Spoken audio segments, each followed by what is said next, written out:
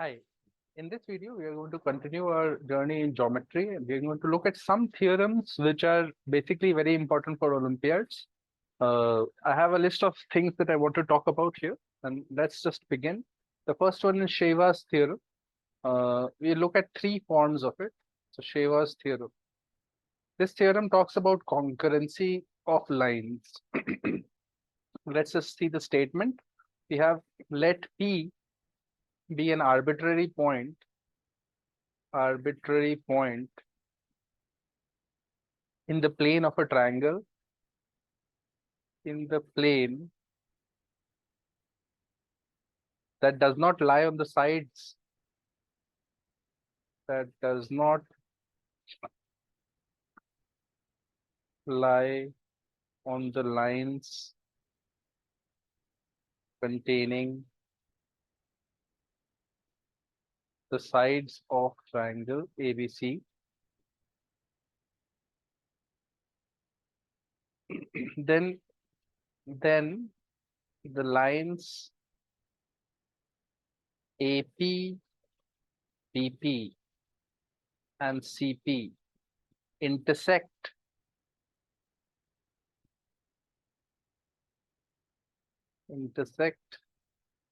the lines containing their opposite sides, lines containing their opposite sides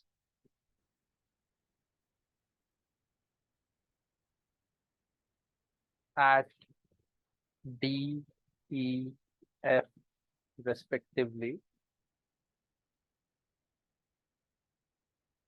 If this is true, then we have Sheva's theorem says that BD by DC multiplied by CE by EA multiplied by AF by FP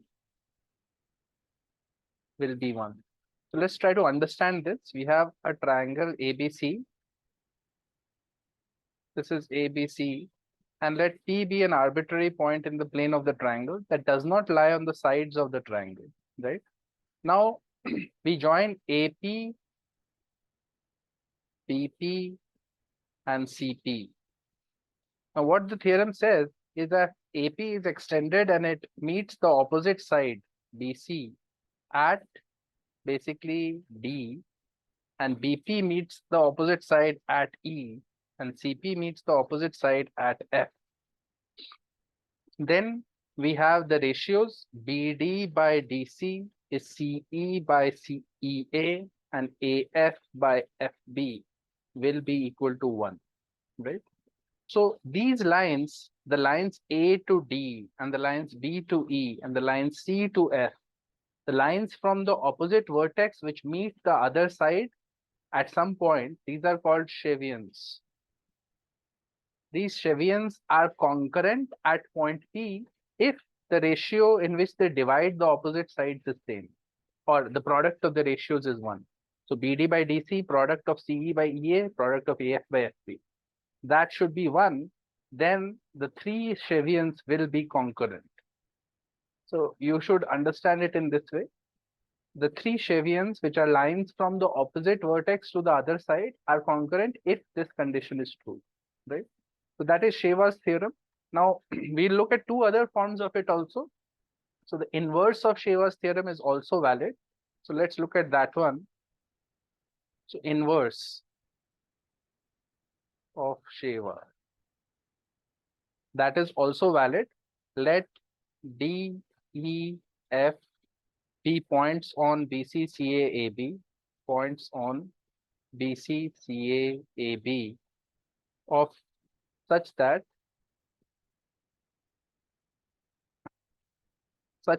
all 3 points lie inside the line segments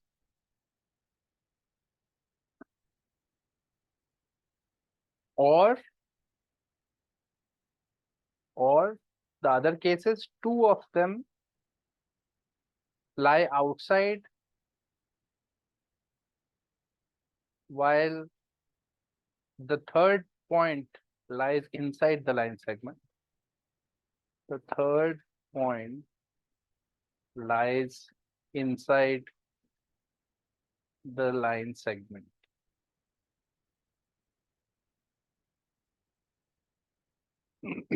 Then inverse of Sheva's theorem says that if BD by DC multiplied by CE by EA multiplied by AF by FB is equal to 1, it implies that the lines AD, BE, CF are concurrent, are either concurrent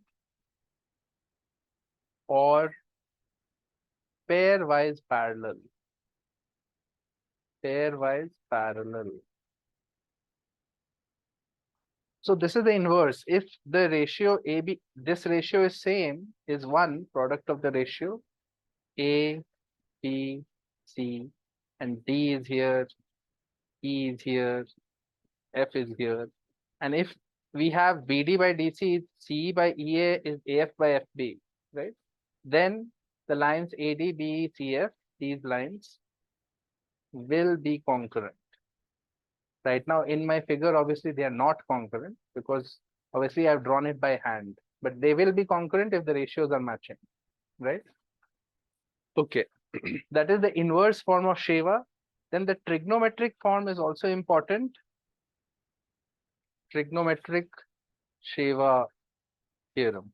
So in that case, we say that sine of angle ABE by sine of angle CBE multiplied by sine of angle BCF by sine of angle ACF multiplied by sine of angle CAD by sine of angle BAD. If the ratio of these sines, the product of these ratios is 1, it implies that AD, BE, CF are concurrent or pairwise parallel. Pairwise parallel means two of them, any pair is parallel. AD is parallel to BE or BE is parallel to CF or AD is parallel to CF. So again, what is this sine ratios? So the sine ratios are basically the angles ABE, this angle, by EBC, CBE. So you take it one at a time in a sequence. So this angle by this angle sines, then this angle BCF by this angle sine, and finally CAD and ADB, right? So you need to learn the pattern by which you have to write the Sheva's theorem identity. It is pretty obvious, and the proof of Sheva is present in any standard textbook. It is there in EGMO or it is there in multiple videos on the internet, so you can find that easily. I'm not going to go into the proof because I have to cover a lot of stuff here. But this is a very useful theorem where we say that Shevians are concurrent if and only if the ratios are multiplied and they give 1, right? Let's go to the next one. The next theorem that we want to discuss is Menelau's theorem. Menelau's theorem. Okay, so in this it says for a triangle ABC, if a line DEF intersects the lines BCCA-AB, intersects the lines BCCA-AB at D, E, F respectively, then we have BD by DC multiplied by CE by EA multiplied by AF by FB is equal to 1. So the way the theorem is stated, it looks very similar to Sheva's, but this theorem is a little different, where you have to say that a single line intersects all the 3 sides at 3 points, right? So a figure can be drawn like this. So let's say this is my ABC and this is A, B, C. And let's say this is my D point, this is my E point, and this is my F point. So there is a line like this. a single line that intersects the three sides like this. In the figure, my D point is coming slightly here, right? So this is E, this is F. Now, what we know is that if a line DEF intersects the three sides of a triangle, then BD by DC, basically the distance of D from the two vertices of the side that it is cutting, DB by DC, is equal to EC by EA is equal to FA by FB, right? The 3 points cut off intercepts to the sides that they are intersecting. So BD by DC are the intercepts, and the ratio of the intercepts, if you multiply, that turns out to be 1. So this says that if this ratio is 1, then the line cuts all the three sides. The inverse is also true, basically. We say inverse of Menelaus says for a triangle ABC, if DEF lie on BC, CA, AB, such that none of them lie inside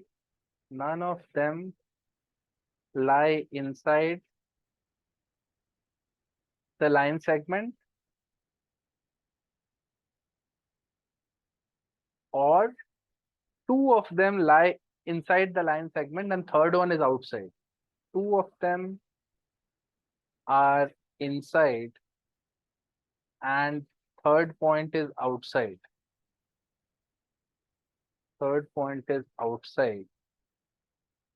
This is the case that we had here. E and F are inside the triangle's line segments AB and AC, while D is outside BC, right? And they satisfy the relation BD by DC multiplied by CE by EA multiplied by AF by FP is equal to 1. Then that implies that DEF are collinear. So basically that implies that DEF are collinear. DEF are the points on a single line, right? So that is the inverse. So first we thought that if the DEF was a single line and it was cutting the sides at 3 points, then this ratio should be 1. And now we are saying that if the ratio is 1, then the points are collinear, right? So this is Menelaus theorem. And there is a trigonometric form of this also, which says, I will just rub off this portion here. Trigonometric form of Menelaus theorem. It says that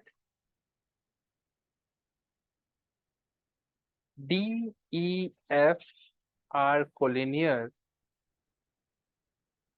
if and only if, so it's a double implication, both sides are true, if and only if sine of angle BAD by sine of angle DAC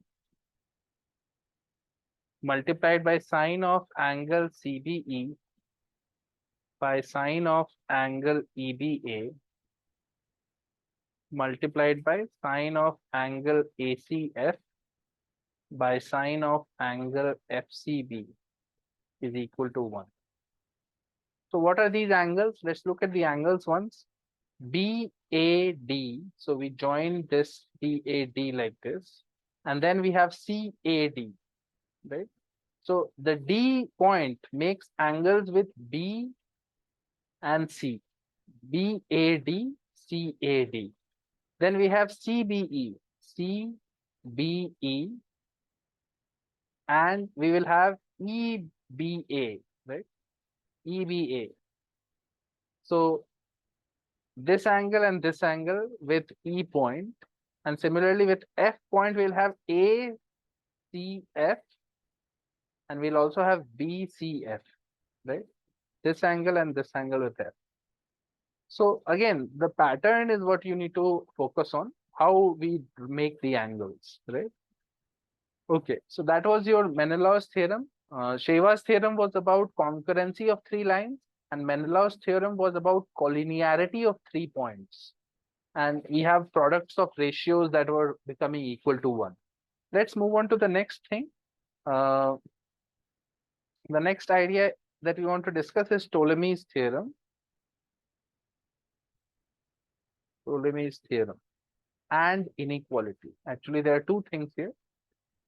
So we'll look at both. So the theorem says that if a quadrilateral ABCD has a circumcircle, then AB into CD plus AD into BC will be equal to AC into BD. What does this mean? This means that sum of products of opposite sides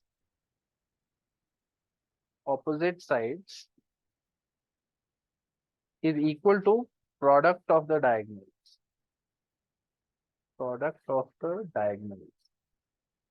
This is very important.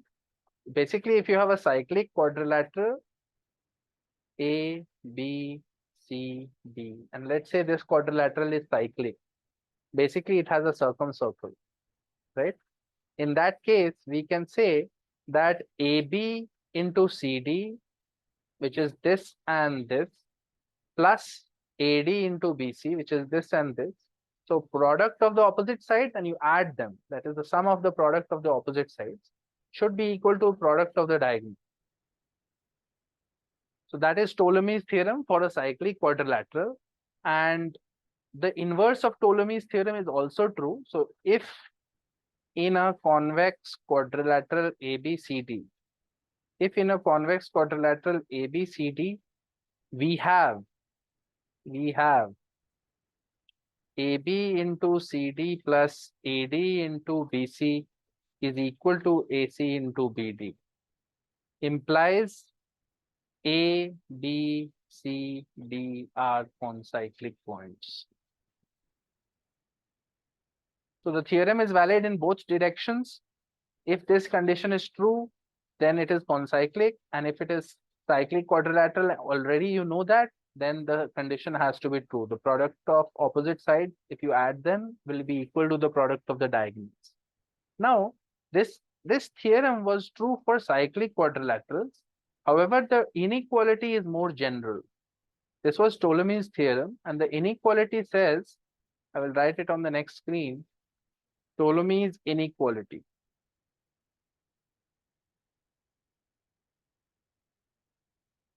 It says in a quadrilateral ABCD, the following inequality holds. The following inequality holds. So the inequality says AB into CD plus AD into BC is always greater than equal to AC into BD. And basically the equality happens only in the cyclic quadrilateral case. Equality happens if and only if ABCD is a cyclic quadrilateral. So the result is an inequality for all quadrilaterals, all convex quadrilaterals. However, it will become equal if it is a cyclic quadrilateral. So that is a general inequality.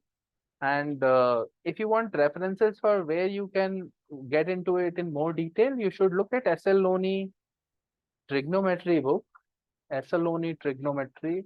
And there is a chapter towards the end of the book, chapter 16, if I remember correctly, which talks about quadrilaterals and cyclic quadrilaterals, and Ptolemy's inequality is there in that. So it has a simple trigonometric proof. You can easily find it in standard books, but I would recommend reading it from S.L. Loney.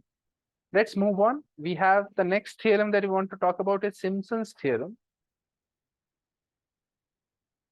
Simpson's theorem. So this says that P is a point on the circumcircle of triangle ABC, and it is different from A, B, and C. So P is a point on the circumcircle of triangle ABC different from ABC, right? It's a fourth point on the circumcircle. Then it says let DEF be the feet of the perpendicular, feet of the perpendiculars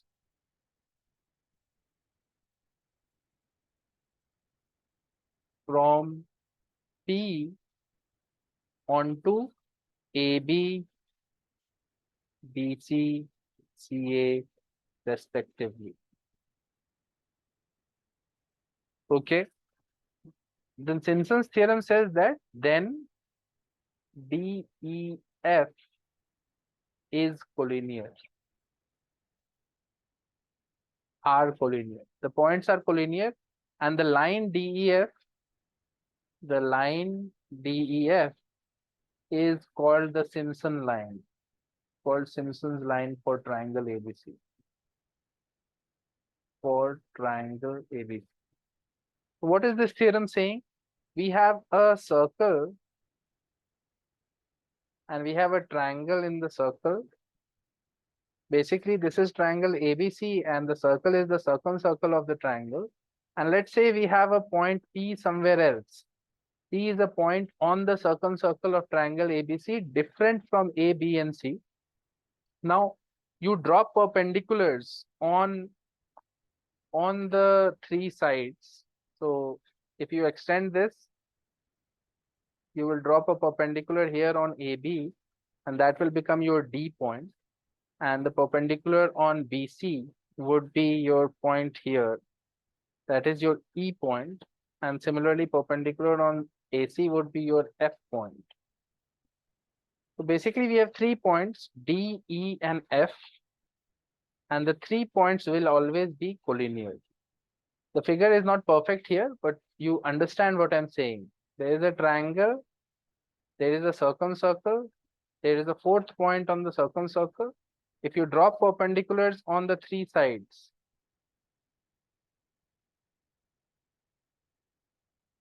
from the fourth point, then these points will be collinear.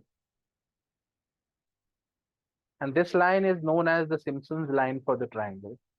So as long as the point lies on the circumcircle and DEF are the foot of the perpendiculars from the point P to the sides of the triangle, the line DEF will be a straight line. Basically, they are collinear points.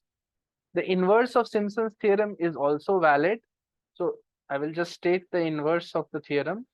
So it says inverse of Simpson's theorem.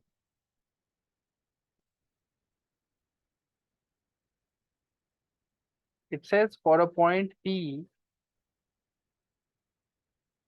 in the plane of triangle ABC, in the plane of triangle ABC, if the feet of the perpendiculars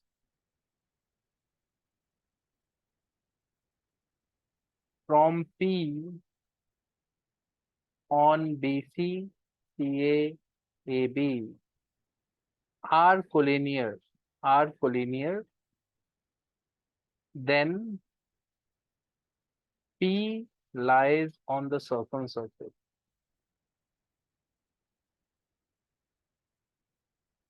of triangle ABC.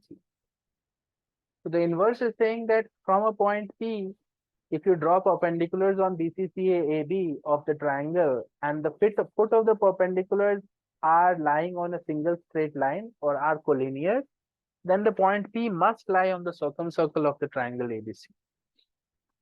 Okay, the next thing that we want to talk about is Stewart's theorem.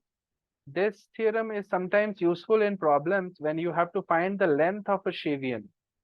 So Stewart's theorem can be best explained with this figure and a mnemonic that will help you remember the theorem, ABC. And I want to find the length of this AD.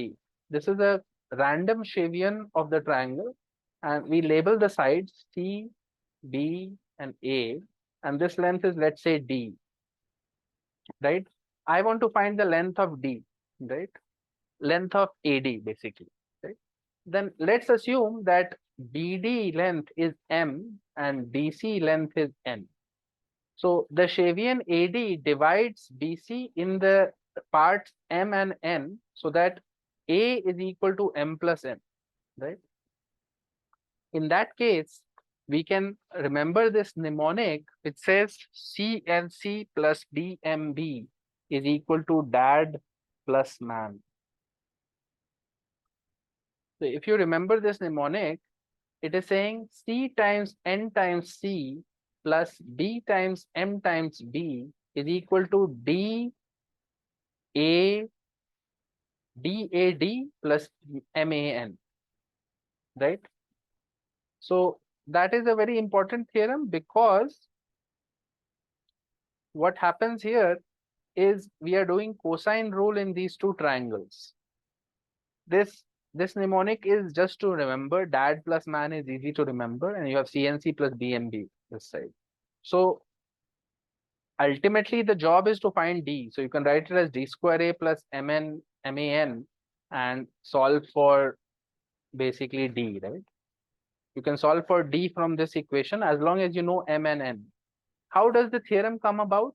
You have to do this angle theta cos theta in triangle ABD by cosine rule, and you can do cos of 180 minus theta in triangle ACD again by cosine rule, but cos of 180 minus theta will be minus cos theta, so you can connect these two. The expression here will be negative of this expression, right? When you connect and simplify, you will get Stewart's theorem. So that is an important idea that you should know about. Let's look at another one. Let's look at Monge's theorem. Monge's theorem. This is probably the last theoretical item that I wanted to present today. So it says for three circles in a plane, the radical axis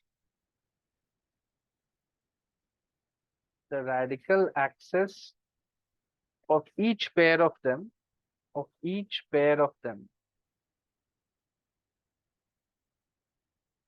are either concurrent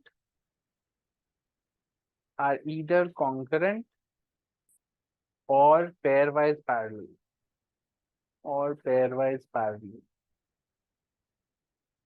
So first of all, you need to know what is the radical axis. So radical axis is basically the locus of points. Radical axis is the locus of points which have equal power, with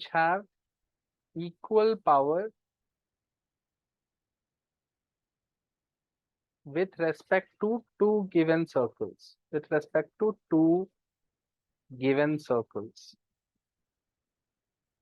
So if I have circle 1 here and circle 2 here, there is a set of points here from where any point here has equal power with respect to each of these circles. By that, what do I mean equal power? By that I mean the length of the tangent here will be equal to the length of the tangent here. So power of a point with respect to the circle is basically equal to root over the length of the tangent, right? So this point P, PT and PQ. Radical axis is the locus of points in the plane such that you can draw two tangents of equal length to two circles, or they have equal power with respect to the two circles. Now, Monge's theorem is saying that if you have three circles, then you can take two at a time circles and draw the three radical axes, right? And the theorem says that the radical axes are either concurrent or are pairwise parallel. So most of the times you will have a situation where the radical axis of the three circles will become concurrent. You will have a radical axis here, you will have a radical axis here, and you will have a radical axis here, and they will be concurrent.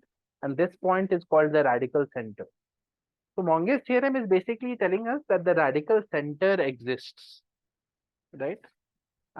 And basically that will be the point where the three radical axes intersect, and that is radical axis intersects. Basically, you can draw equal tangents from those points to the three circles. So Radical center will be the special point from where all the tangents to all the three circles will have equal length. So basically, this length will be equal to this length will be equal to this length. So it has the same power with respect to all the three circles. That is your Monge's theorem.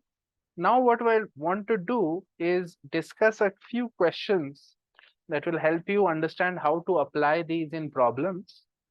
So let's look at a couple of questions.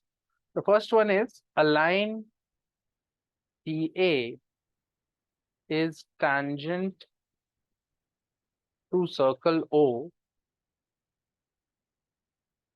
at A and line BC.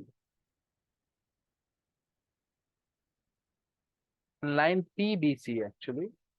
PBC cuts circle O at B and C. At B and C. Let M be the midpoint of PA. Be the midpoint of PA. And a chord AD and BC intersect at E. Intersect at E. A point E, not E, a point F lies on extension of AB. Lies on extension of AB such that angle FBD is equal to angle FED. We have to prove that PFD is collinear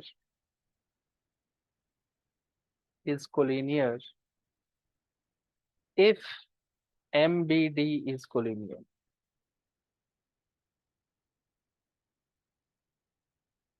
So this is a question about collinearity of points. Let's think about the question by looking at the diagram. So this is the rough diagram. We have a circle. We have a circle here and a point P somewhere here, and line PA is tangent. So let's make a tangent here, PA. This is PA. And we have a chord PBC. This is B and this is C, right? Now the midpoint of PA is M, right? And we are supposed to say that M is midpoint of PA, chord AD and BC intersect at E. Chord AD. First we have to draw AD now, right?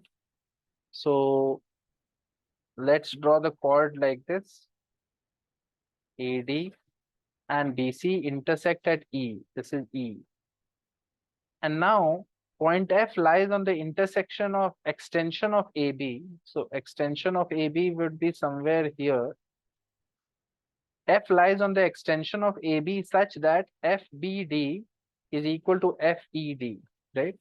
So F can be said to be here such that FBD angle is equal to FED angle, right? This is F.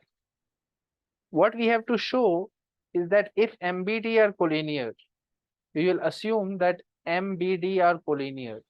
That is given in the question. If MBD is collinear, then we have to show that PFD are also collinear, So let's, in our head, let's join P and D, right?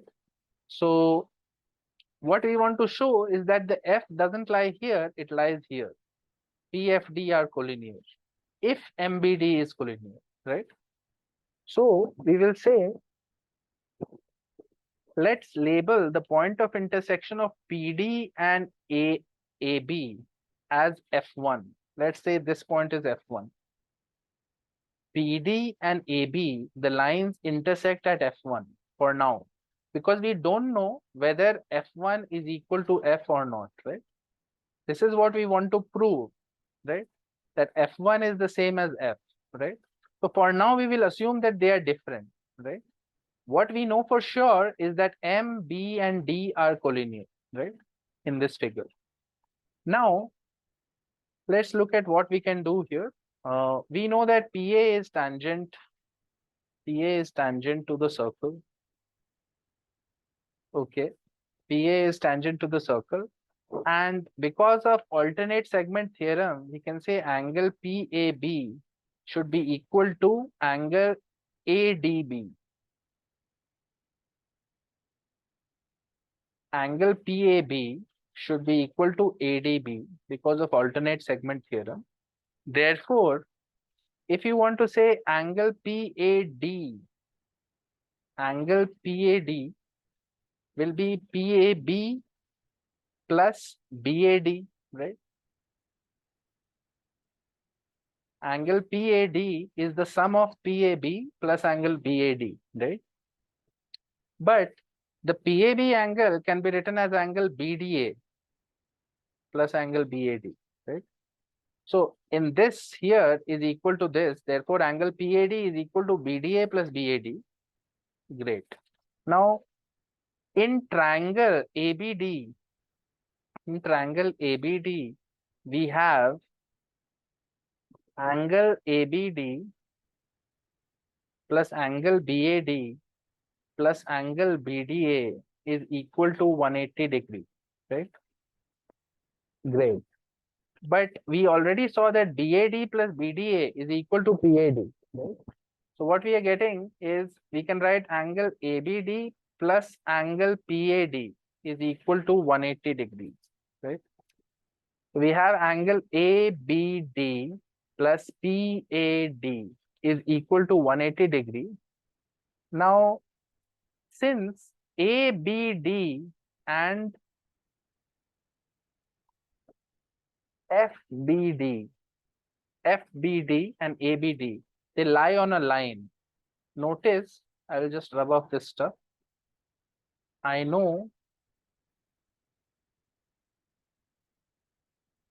that angle FBD plus angle ABD is equal to 180 degree because FBA is a straight line. So this angle plus this angle must add up to 180 degree. And I also know from here now that ABD plus PAD is also 180 degree. So angle PAD plus angle ABD is also 180 degree. So that proves that angle FPD is equal to angle PAD, right? Angle FBD is equal to angle PAD. Great. Now we know that angle FBD is given as equal to FED, that is given in the problem itself. So now we know that angle FED is equal to PAD, right? Angle FED is equal to PAD, right? So this angle is coming as equal to this angle, right? Which clearly implies that PA is parallel to EF, right? These are corresponding angles and we are getting PA is parallel to EF, right? Great. So since PA is parallel to EF and we know MBD is collinear, then these are two parallel lines that are intersecting. There is triangle APD and AP and EF are parallel. So we already know that this point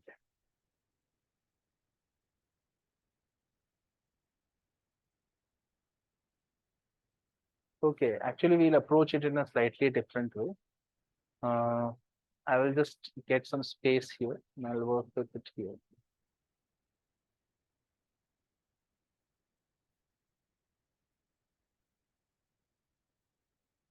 Let's look at, since we know that MBD are collinear, and we will say let F1 is the intersection of AB and DP. We have already assumed F1 to be the intersection of AB and DP. F1 is intersection of AB and DP.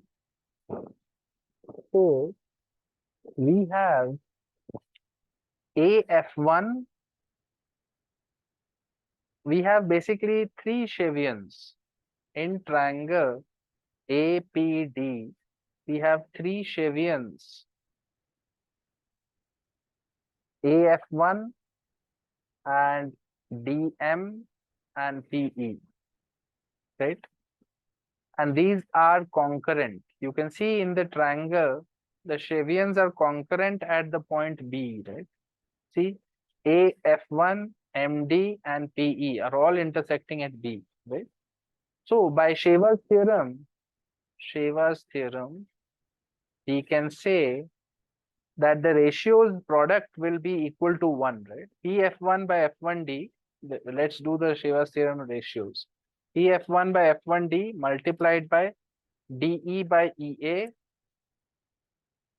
multiplied by AM by MP. AM by MP should be equal to 1, right? Now we have been given in the problem that M is midpoint of AP. M is midpoint of AP. Therefore, AM by MP is equal to 1. We know that already. So this ratio is gone. So now we are left with PF1 by F1D is equal to DE by EA. No, not equal to. Multiplied by DE by EA is equal to 1. PF1 by F1D multiplied by DE by EA is equal to 1, right? But that implies that EF1 is parallel to AP, right?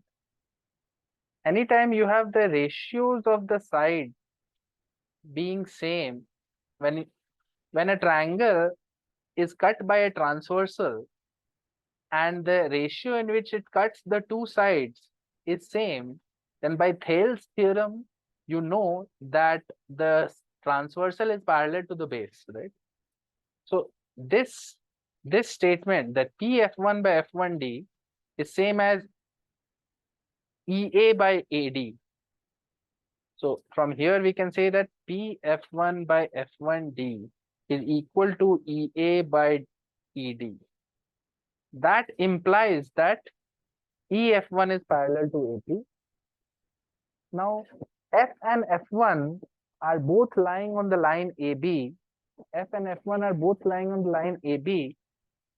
You cannot have EF parallel to AP also and EF1 parallel to AP also. Two different lines cannot be parallel to the same line, right? We have already shown that EF is parallel to AP. So how can that happen? That EF1 is parallel to AP and EF is parallel to AP. That implies that F is equal to F1. They have to be the same point. Then only this can be true. And if they are the same point, then F1 was the intersection of AB and DP. So F is also the intersection of AB and DP. And therefore, PFD is collinear. I hope you have understood the steps involved. There are a lot of concepts here, but ultimately we use Sheva's theorem and Thales theorem to prove parallel lines. And we show that two different lines are parallel to the same thing, which can only happen if the lines, the points are coinciding, right? So if you have not gotten it, just go back through the video again, go pause the video and try it yourself once and then re-watch it. You should be able to understand what is going on. Let's look at another problem. This is question number 2. We have let A, B, C be the three sides of triangle ABC and A dash, B dash, C dash be the three sides of triangle A dash, B dash, C dash. Suppose angle B is equal to angle B dash and angle A plus angle A dash is equal to 180 degrees.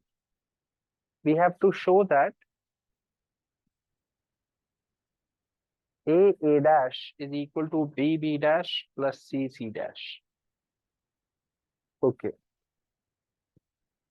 Now, what I want to do here is draw a rough figure, and let's draw a circumcircle first. And let's draw my triangle like this. This is my A, B, C. And these are the lengths B, this is length C, and this is length A. Right? We draw the circumcircle of triangle ABC and we construct a line CD here. We construct a line CD here parallel to AB. So CD line is parallel to the AB line. Okay. And we tentatively join these. Okay, like this. Okay. Now in this figure, we have drawn the line segment AD and we have drawn the line segment BD also, right? We can see in this figure,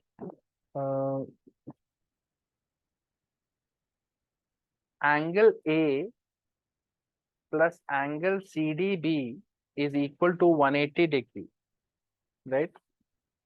And in the question, we have been given angle A plus angle A dash is 180 degree, right? So basically, our A dash is this, right? Angle CDB is similar to angle A dash for us, right? Okay. Also, in the question, they have said that angle B is equal to angle B dash. So in the circle, we can say that angle ABC is equal to angle ABC is equal to angle ADC, right?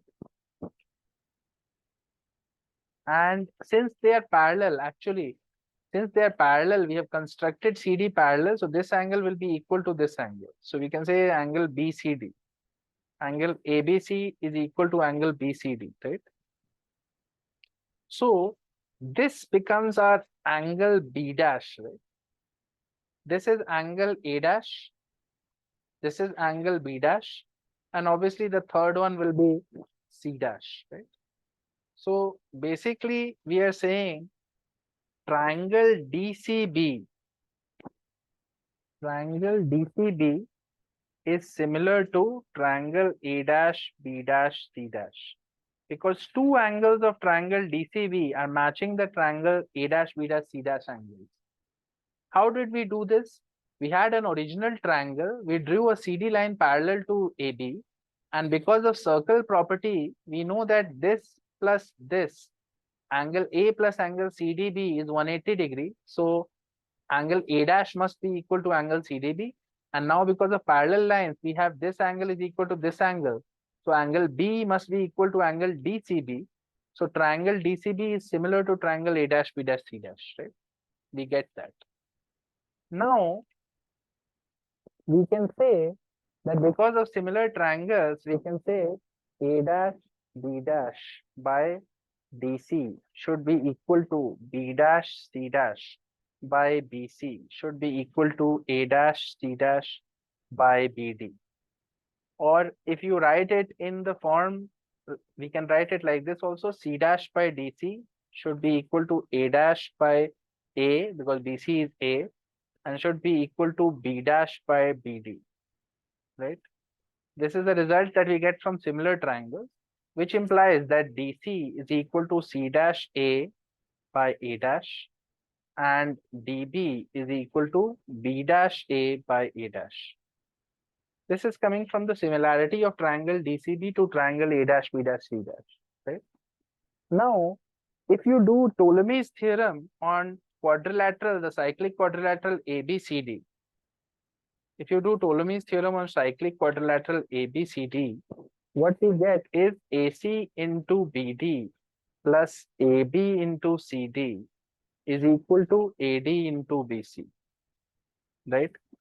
Now, using that, we have AC is known as side B and BD is B dash A by A dash plus AB is known as side C and you have CD is C dash A by A dash is equal to AD into BC.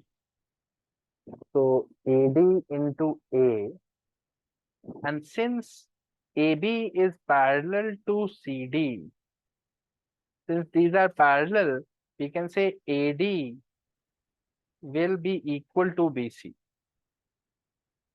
Because these are parallel, we have AD will be equal to BC, and therefore AD can be written as A, because BC is A, so this is A square here. So now we have B dash A by A dash plus C dash A by A dash is equal to A square. One A gets cancelled, and we have B dash plus C dash is equal to A times A dash, which we wanted to show. Basically, what we have done here is simply use the cyclic quadrilateral properties to figure out which triangle they are referring to when they talk about triangle A dash, B dash, C dash, right? If you draw the circumcircle of this, you are going to get that BCD is the triangle that they call A dash, B dash, C dash. And then we are doing similar triangles for BCD and ABC. And after that, we are just doing Ptolemy's theorem to prove it, right? Okay. So that's all for this video right now. We'll be doing more problems on geometry later, but right now I just wanted to show you some of these theorems that are going to be useful for you. This is the first time that we are doing geometry. Later we'll do another round of geometry in the course. So keep solving problems, keep seeing different properties, and look at the theorems that we have discussed in this video and try to get the proofs of those theorems. And I'll see you next time. That's all for this one.